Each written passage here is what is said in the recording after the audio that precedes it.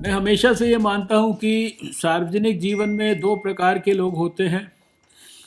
एक चुने हुए प्रतिनिधि होते हैं जिनको चुनती है जनता, और दूसरे होते हैं जो बिना चुने हुए होते हुए भी उनको कोई सरकार का कोई पद नहीं मिला है। वो कभी ना कॉरपोरेटर बने हैं, ना एमएलए बने हैं, ना कोई पार्लियामेंट मेंबर बने हैं, लेकिन किसी न किसी स्वयंसेवी संस्था के माध्यम से वो समाज के हित के लिए निस्वार्थ भाव से काम करते रहते हैं। इसलिए ये जो सेकंड कैटेगरी के लोग हैं,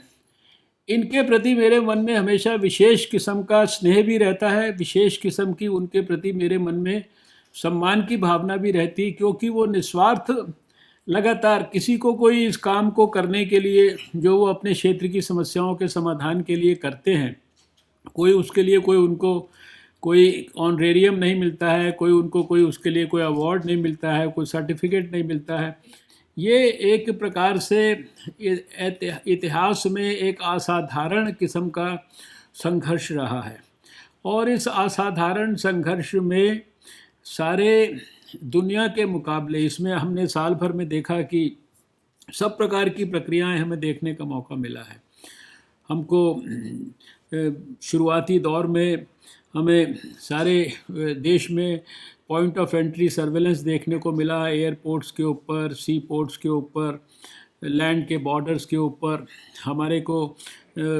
ये लॉकडाउन की प्रक्रिया देखने को मिली। लॉकडाउन के पहले हमने जनता कर्फ्यू जैसा एक इनोवेटिव एक्सपेरिमेंट जो है देखा, और अभी हम जिस फेजेस से गुज़र रहे हैं वो अनलॉक के फेजेस हैं। हमने देखा कि प्रधानमंत्री नरेंद्र मोदी जी ने लॉकडाउन का भी जहां एक तरफ बोल्ड डिसीज़न लिया, वहीं पर सारे देश में जो इकोनॉमिक कंसर्न्स थे लोगों को जैसे अभी कहा गया कितने लोगों की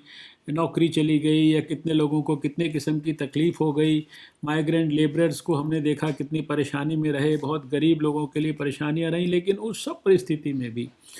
यानी जिस समय बोल्डली अनलॉक करने की ज़रूरत थी वो अनलॉक भी किया गया, और जिस समय बोल्डली लॉकडाउन करने की ज़रूरत थी उस समय लॉकडाउन भी देश के अंदर हुआ।